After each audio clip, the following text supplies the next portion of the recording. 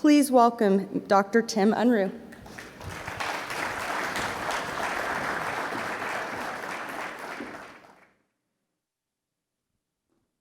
So I hear there was a lot of bull last night, at least the picture seemed to show that.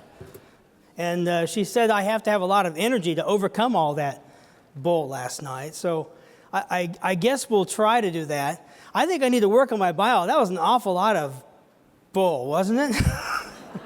There was a lot of stuff there. So I'm here to talk to you about Department of Energy. Boy, the lights are so bright, I can't even see you out there sleeping after last night. That's really great. So you won't even have to worry about that. So I work for the Department of Energy for a group of, an office called Energy Efficiency Renewable Energy, EERE. And then right down inside EERE, there's a program called the Federal Energy Management Program. And I think, although our previous speaker hit a lot of acronyms, I think I can best him on that one. I think I may have a few more. So we'll talk about the three pillars within EERE. We'll talk about the things that FEMP does, and then some things that are available that you might want to access to help you in your energy savings efforts. So the vision we have in energy efficiency renewable energy is effectively to make America a leader in the clean energy field. We want to do this by sponsoring research. We want to do this by helping to manufacture products. We want to do this by helping everyone use those products so that we know that we have an efficient nation using efficient products. So when we look at how we put this together, we figure out how do we figure out what things we should go support across the spectrum of all the technologies that are out there. Remember what our goal is, we want to figure out how you can find the technologies, how we can manufacture technologies. A key thing is how we can keep that manufacturing in the United States. And then finally, how do we use those technologies once we get them out into the market so that we're using them in the most efficient way.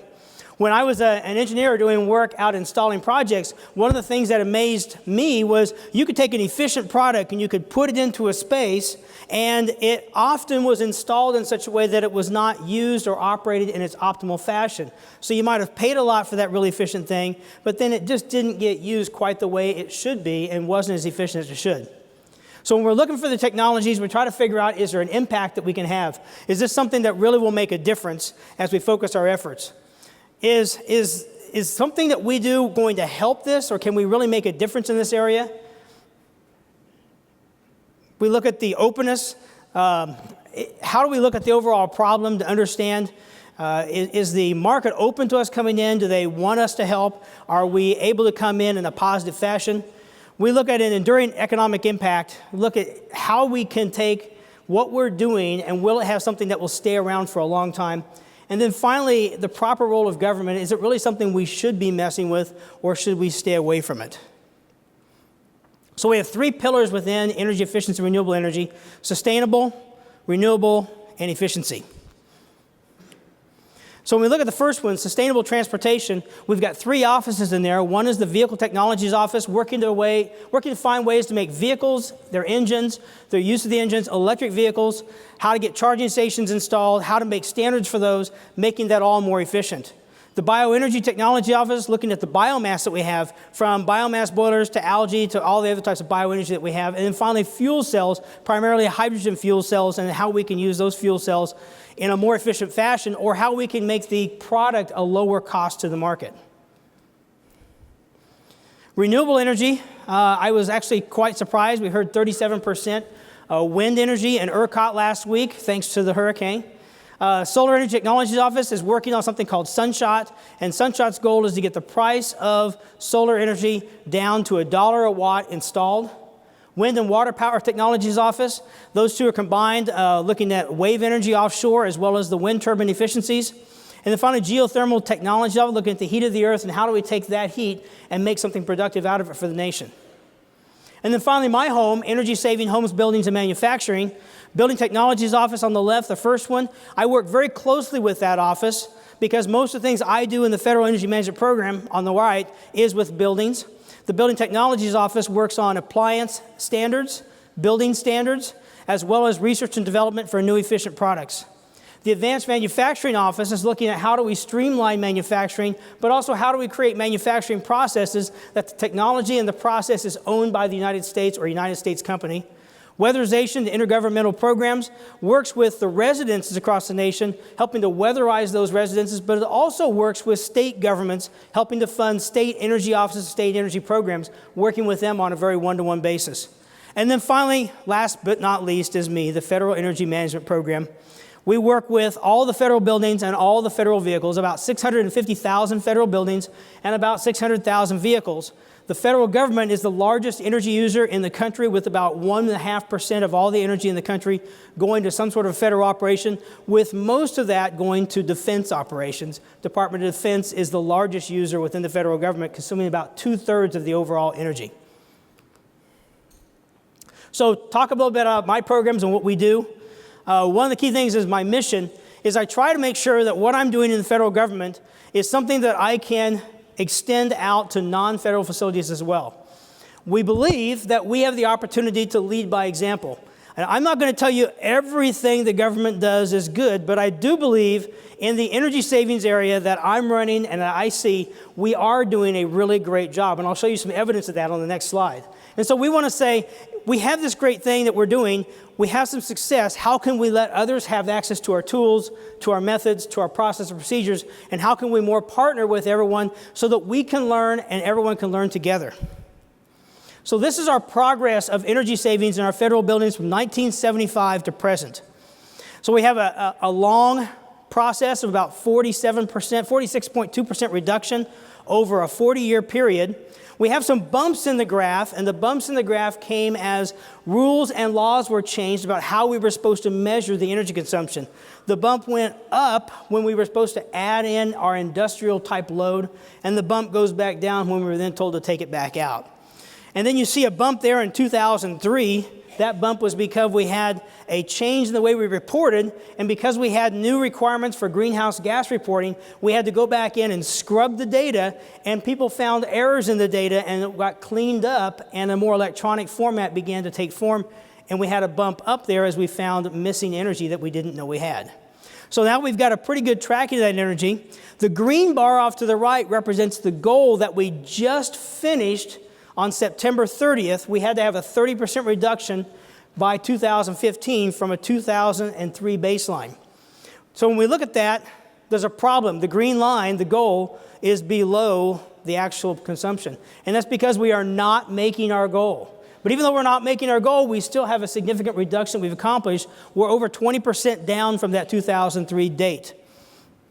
When we look at ourselves compared to the private sector buildings, we have a lot of types of buildings in the federal government that don't really fall into a comparable private sector. I know I saw some slides up here. We have people from Walmart coming to talk to us and McDonald's. But the federal government does have some odd facilities in all the military bases. But I always like to use the one that when I go to Oak Ridge National Labs and I'm pulled into that site there, there's something called the neutron spallation facility sitting off to the right of the road. And I don't even know what it does, but I'm pretty sure I haven't seen one at Walmart yet. So I think when we look at our comparison, we take GSA buildings, and GSA is office buildings, and we compare that to the Commercial Building Energy Consumption Survey. GSA buildings are about 62,000 BTU per square foot. CBEX, or commercial buildings, are about 89,000. So we think we're doing pretty good. When we compare VA hospitals to commercial building hospitals, we also think we have a pretty good result there. So we think we're doing fairly well in our reduction efforts. So the areas that we focus on in FEMP, we focus on project financing. Difference we have in the federal government as well as in state government is we don't have easy access to capital. When we see a need or we see a logical thing that we should do investment in, we can't just go out and borrow money to make the investment. We have to wait for appropriations from Congress. Project financing allows us to work with the private sector to have a private company come in and install efficiency measures in our buildings so that we can reap the benefits, and we then pay those savings back to that private sector company.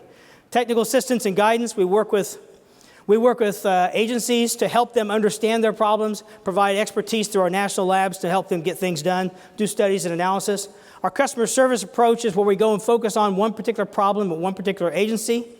And then our training, which I'll talk more about later, is a training program that's mostly based on an online system. We offer training that's available to anyone about doing energy audits, understanding your building's operation, understanding how the building works.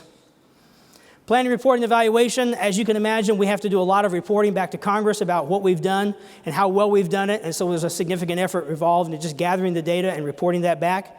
We work with the federal fleets, those 600,000 vehicles. And finally, we have something called the Federal Energy Efficiency Fund, a grant program that we grant agencies money to go out and do pilot programs or to make progress in their energy efficiency efforts. So some of the things that we have available for use that you might have would be our training program, which I mentioned earlier. We have a significant amount of courses. There's over 50 courses we have online that we've developed. And why I think this is important is when I worked with building managers and the facility supervisors, a lot of them are in a reactionary mode. They know that when a building does this, they know their response has to be this. And what I think the training does is gives them the ability to diagnose problems and to understand issues. And when you have a staff that understands the issues, what I see is that they're innovative and they really want to make improvements. They want to make the building operate better. So send them to our courses. They don't cost anything. They just take some time. You get certificates. They're all accredited by the International Association of Continuing Education and Training, so they have to maintain a high bar of quality. The courses have series, so you can take a low-level series, a higher-level series, and you can get a certificate that you can then keep on record for yourself, showing that you did complete the course. We have something called Energy Efficient Product Procurement. And I don't expect that you can read the eye test this morning, but the idea behind this is that there are many different products that you put into a building. We go through and we're required in the federal government to evaluate and determine what the top 25% efficient products are. So if you're out trying to figure out how do I write specifications for my buildings so that I know that I'm buying high efficient equipment, you can come to our energy efficient product procurement website and it will tell you if you're buying a chiller, a boiler, lighting, different types of appliances for your business, you'll find that this website tells you what the bar should be if you want to install efficient products. We also have something called the Better Buildings Challenge, which probably a lot of the companies here are a part of already. The Better Buildings Challenge is an effort to make buildings more efficient by 20% over a 10-year period, and the Department of Energy joins in with those companies to work with them and help them to find ways to improve that efficiency. We look at the progress, we try to help the progress through providing leadership. We look at transactions and looking at keeping track of the results. We want to make sure that the results are transparent so others can see our progress. We look at best practice models. We're trying to provide case studies and evaluations to help others learn from what we've learned through the Better Buildings Challenge. So what we do is when you join the Better Buildings Challenge, what we ask is that you have to have an efficiency assessment of your buildings. And then you have to work to find a showcase building or something that you can bring forth to the overall group to say, here's something that we did. Others can learn from this. And the benefits, Department of Energy can't come out and offer you cash prizes to join this, but we can offer encouragement, public recognition, and we can offer technical support to help everyone achieve the goals that we set up through the Better Buildings Challenge. And these are some of the members we have in the Better Buildings Challenge. So if you look hard, you might find your company on there. We also have a piece of the Better Buildings Challenge that my program runs called the Data Center Challenge. What we saw in the federal government was that we had a significant number of data centers, and there was no goal or tracking of data center energy consumption. We felt that if we would start a challenge, we would have the federal government join in with private sector leaders, and we together would form a data center challenge. So we went out and met with Facebook, eBay, Home Depot, and we have them join our challenge as well as the federal buildings join our challenge so that we can work on a goal for data centers. We measure our goal by what's called the power utilization effectiveness. We have meetings and talk about the ways we can make progress, and we have best case studies we also support in this area as well. And these are some of our partners in the Data Center Challenge. It just kicked off 1 year ago. It has about 29 members today, and so it's growing right now. And then next we look at how we can determine what technology to support. So we develop what we call the High Impact Technologies list. And the High Impact Technologies list is simply a list that we want to go through and focus efforts on throughout the year to try to make sure that we have a way to improve their market uptake. Remember, we have the research and development, and then we have the manufacturing, and we have the use. But in between all those, we also have to figure out how do we help products get over the barrier of it's been invented, we understand it, and how do we get the market to adopt that product. So our 2015 priority list, just about over now, was the LED troffers. We had the energy management system packages, so the overall systems and how they work together, window attachments and shading, refrigerated case retrofits and controls, and then finally fans and blowers. So what we do with those technologies is we try to find ways that we can go and demonstrate those in the market. We work with private sector and federal buildings to figure out how do we get these things in the market, how do we test them and evaluate them over a period of time so that we can understand their operation. We want to try to take these demonstration sites, and we want to write case studies about them, bring in experts, help them to understand what it is that's happening, and then make improvements back to the manufacturer so that we can improve the device as well as then promote how it works so others have confidence to install it as well. So we have campaigns that we do. We have the interior lighting campaign. And the idea behind the interior lighting campaign was to get 1 million troffer retrofits completed with LED. And to do that and to work with that, we have awards that we'll give at the BOMA 2016 event.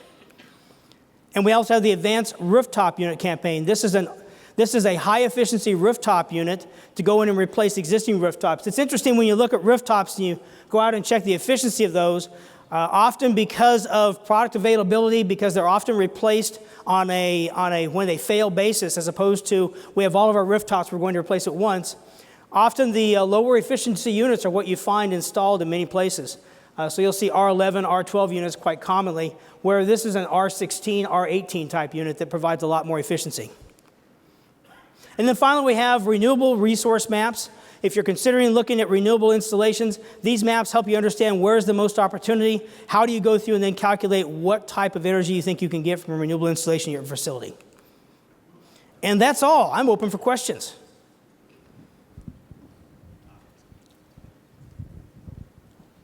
Boy, the last night really did wear people out, didn't it? The ladies walking around with a microphone. Oh, here we got a taker. You must not have attended last night. How does government move so slow if you talk so fast? I'm just full of energy. No, I'm curious, did you say that because you can't wait for congressional approval to pay for upgrades to your buildings, that you have a contractor install the equipment and you pay them through the savings that you... That is correct. It's one of the larger programs that we have. Congress authorized this back, I believe, in 1992. And what it does is it allows a private company to come in to a federal building. They'll pay for all the retrofits to make it more efficient. And the savings that comes from that retrofit, from operation and maintenance to energy savings, is then paid back to that private contractor. The company I previously worked for, Con Edison Solutions, was one of those companies, and that's the type of work I did for 12 years.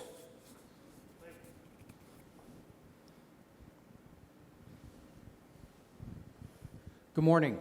I'm John Fiala with Smart Energy Decisions. To your right there, Tim. That was a great deal of really good information. Can you give some examples of commercial customers that are doing a really good job of engaging you and taking advantage of these programs? And could you also provide a couple of suggestions for someone who wants to get involved but isn't currently involved? So the ones that I think I would have to go back to, if I go backwards, I'm not allowed to go backwards. Oh, I am going backwards. Look at that. Would be back to those customers you saw on the Better Buildings Challenge. So these are the ones that we have the most engagement with in the private sector. These companies come to an annual Better Buildings Challenge Summit. They come and we have federal agencies come to this. We have private sectors come to this. We come to share ideas. We have come to this to work together and develop what we think are best practices. The idea behind the Better Buildings Challenge, again, is to bring the private sector and the government together to do this. And so the really best way for you to get involved and engage is join the Better Buildings Challenge. I believe that is probably one of the top ways we have to interact with the private sector in this case. Hi, good morning, Tim. Jess Brown, PG&E, and thank you for partnering with us a lot on those UESC contracts out in California. Can you describe how the UESC contract is the same or different than standard performance contracting, what that's meant for the government, and how you might see the UESC model maybe applied to the commercial customers as well?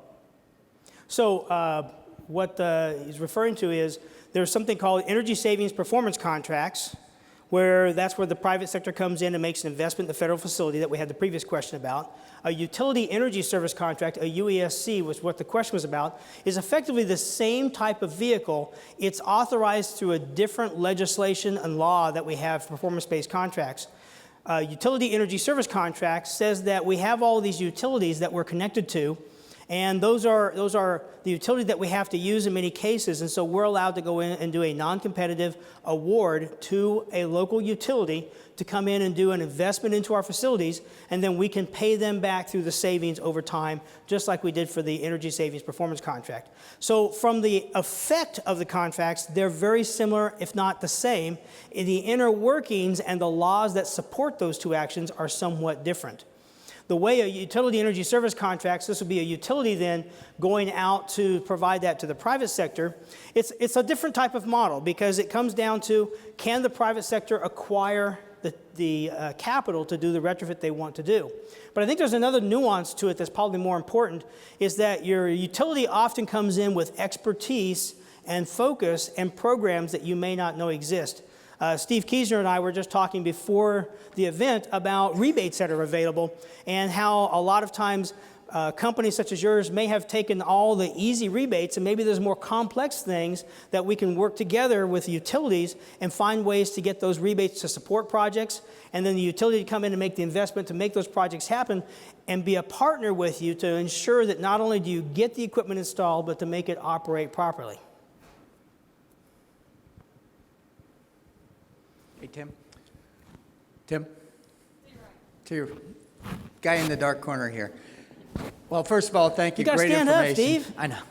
Great information. And I also want to thank you for your leadership at FEMP. One of the programs that Tim runs also, he's got responsibilities for, is the Federal Utility Partnership Working Group. And for our EEI members that aren't, that have federal customers that aren't engaged with that group, I highly recommend that you check that out, because it is a great group. Very similar to the EEI National Accounts Program, but it's the utility federal customer relationship in that particular one. But I do have a question, and granted this is an electricity conference, but a lot of the energy professionals here from the customer side also have water responsibilities. Can you touch on some of the resources that either your program or somewhere within the federal government, any of those resources for saving water, working on those issues, because it is a increasingly important issue to these folks? Okay. So on the water side, I don't have a lot of resources on water in the Federal Energy Management Program. We often rely upon EPA programs for water. They tend to have quite a few programs available, Water Sense and so forth, that help you understand best practices for water as far as irrigation, internal water use, residential and potable water use. So I don't have a lot I can say about that, but it is a growing area. We see more and more discussions where we're trying to bring on more water resources for the federal group as well as for private sector. And the other thing you talked about was the Federal Utility Partnership Working Group, affectionately known, another acronym, as FUPWG, F-U-P-W-G. And FUPWG meets next week in Houston. So I'm going to be back to Texas. So I got my barbecue fixed last night because Virginia thinks it has barbecue where I live, but they don't really know barbecue. I'm from Kansas City. We had barbecue there. Texas, you have barbecue. So Houston, I'm hoping, has barbecue next week as well. Do they have barbecue in Houston? There's nobody from Texas here anyway, is there? Everybody's from somewhere else. There's somebody standing up. You bring her a microphone? Oh. Hi, Tim. I have a question. You were talking about the troffers and all of the incentives and things you were doing with that. What about parking lots? Or what's going on there? Do you have any data? I don't have anything on parking lots. You're talking about parking lot lighting? Yes. So that would be external solid state lighting. We've worked a lot on external, like wall pack type of things, but I haven't done a lot with parking lots. The biggest issue, I think, trying to overcome with parking lots is just getting the scotopic and the photopic lighting to understand that one actually is better to see, even though the light output of the foot candles is lower. But other than that, we haven't done a lot with lighting on parking lots at this point. Thank you.